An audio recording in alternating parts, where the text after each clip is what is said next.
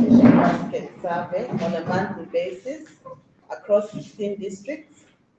Several instances, people ask, is Lusaka Zambia? It's not. We are conducting this particular survey in 16 districts, including Lusaka, and we're available to share more information on those areas, but we do touch on most of the regions.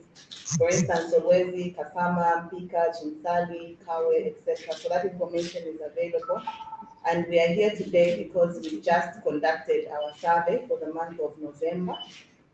And this is the statement that we are going to present. So if I could go ahead, this is the 2022 year-end cost of living reflection. The cost of living for a family of 5, as measured by the Jesuit Center for Theological Reflection, Basic Needs and Nutrition Basket, for the month of November 2022 in Lusaka, stood at 8,567 kwacha in Zimbabwe. This reflects an approximation of about 30 kwacha increase from the basket as it was recorded in October. So the upward movement in the basket is attributed to the increase in price items of food such as 1 kilogram of kapenta, 6 kilograms of tomato, which went up by almost double the price, as well as vegetables. We did note reductions with items such as roller mini meal, cooking oil, and the price of other fruits. So in our other fruits component, we are normally tracking the prices of apples, oranges, and mangoes, but we know mango is a season of fruit. So with this particular basket, it did go down as a result of mango being in season. The JCTR notes that the overall movement in the month of October was not quite significant. Most items did remain the same, both on the food and non-food sections of the basket, and this is also attributed to the inflation rate that has remained stable. For the month in reflection, we just saw the movement from 9.7% in October to 9.8%. So that was a 0.1 percentage point movement. So while the cost of living has shown a level of stability in recent months, it still remains high. The average Lusaka basket, as measured through the year, stands at 8,727 kwacha, 0.61 weight. So from January to November, that's the average that we've had for Lusaka, and some months have actually seen the basket go as high as 9,300 kwacha when we started the year. So furthermore, in 2022, as a center, we undertook what we call a satellite home survey, where we established the ability of households to afford goods and services. So the findings of this survey revealed that 85.6% of the households between 4 to 6 members in size have an average income of 3,000 kwacha or less. About 13% were earning between 3,000 and 8,000 kwacha, and only 0.8% were earning more than 8,000 kwacha. Moreover, the cost of living for an average family of 5, as measured by ourselves, stands way above the national average income, pegged at 4,393 kwacha, according to the 2020 labor force survey. So the gap that is prevailing between the cost of living and the incomes means that families are not able to meet their cost of most basic essentials, which results in compromised living standards and conditions, and does sustain a vicious cycle of poverty in the families and nations. The teachings of the church highlight that it's important that all families are provided a just wage that is sufficient for establishing and properly maintaining a family and providing the security for its future. But also what we are saying, social inclusion really means that different individuals can participate in society. So beyond your salary, you want to undertake other activities. So it becomes quite key that a just wage is provided.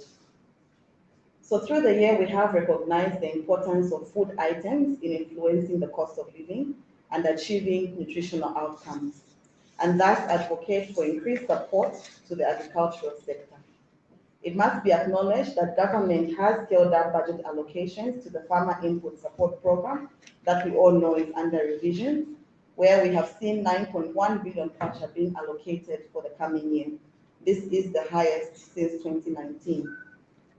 JCTR, however, remains concerned about the delay in the procurement of farming inputs for the 2022 farming season. So FISIP is crucial to the promotion of food security. As a result, delays in the delivery of farming inputs may have a negative impact on the crop yields for the season in question, ultimately leading to food shortages. Food prices, as earlier alluded to in Zambia, have proven to have a strong influence on inflation over the years, and thus potential food shortages may result in a heightened cost of living. This situation is being compounded by the Ukraine-Russia war, where we have seen that the vulnerable people tend to suffer the most. And here we have experienced the different short and long-term socio-economic issues, I believe around fuel, around the energy sector.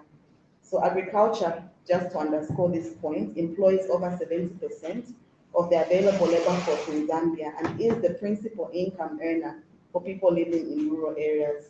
Given the aforementioned circumstances, incomes of small farmers remain threatened while poverty rates may arise. In light of the foregoing, just to conclude, as a center, we are recommending the following measures even as the year does come to a close. So firstly, there is need to expedite the procurement and delivery of inputs to farmers to limit the risk of low agricultural production, which could threaten food security. And perhaps just on this point, yes, we have seen the percentages improving in terms of the delivery being done, but farming is a timely intervention. So if you are well aware, even as the year starts, we would like to see government remain quite proactive in this regard. Secondly, there is need to ensure that the farmer input support program process remains transparent, away from politicization, corruption, favoritism, and exclusion of some of the beneficiaries. And this is really based on some of the challenges that we have seen with FISIP over the years. So even as the government is in pursuit of agricultural mechanization, there is need to ensure predictability in the business environment. So while we understand the intention of ensuring cost-effective fuel pump prices, the level of uncertainty has the potential to prevent private actors from investing heavily in the sector. To the Zambia revenue, of course, they still need to monitor and upscale the awareness interventions that limit tax evasion and drive compliance. This is important to ensure that tax arrears being reported by the Auditor General's Office, even in the 2021 report, are reduced. So government must also ensure financial inclusion, especially for rural farmers, to ensure that disaster preparedness and better access to farming inputs.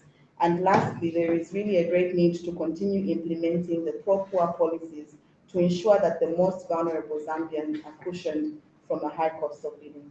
I thank you. Okay, so there we have it. That is the statement for the November 2022 Basic Needs and Nutrition Basket as measured by the JCTR. I don't know whether your expectations have been met or not, but at this point in time, I will allow for any questions, clarifications, comments. I'm sure people are wondering, we are still reporting fuel being increased on a monthly basis. Inflation is going up. How come the cost of living is at this cost? Maybe this is the time that we need to seek answers from the JCTR, who are the experts in conducting this particular basic needs and nutrition basket.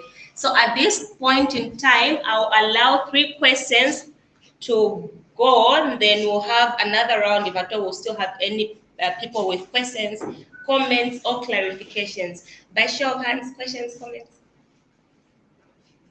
Everything is clear? We're good to go? Okay, so we have Mr. Chisi there and the other one? 3? Okay, 3. So like that, in that order, you'll be the last one. Please go ahead and be audible. Your name, the media house, and then your question. Good morning, my name is first of all, I want to find out your anticipation in terms of the price of revenue. More especially that we've seen the delay by the government to give the farming input to farmers. Are you anticipating that the price of milk will go up as this going forward in 2023? And also the issue to do with the export of milk. Do you recommend that government put on hold the export of milk in order to push in further, any hand and increase association?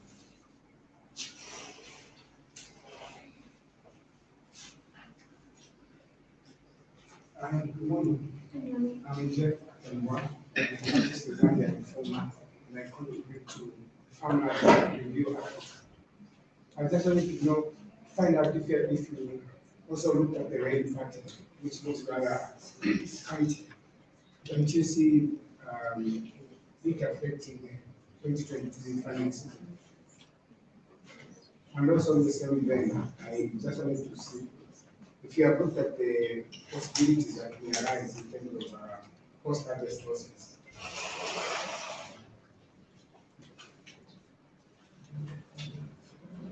Do you want to say another?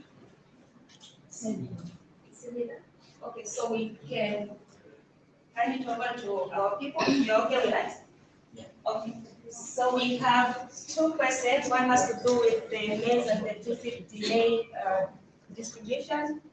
And the other one has to do with the rain pattern affecting the farmers. I'll allow the panel to take the two questions that have been raised by the people, and then we'll see, we'll have some more questions. We'll hear from them.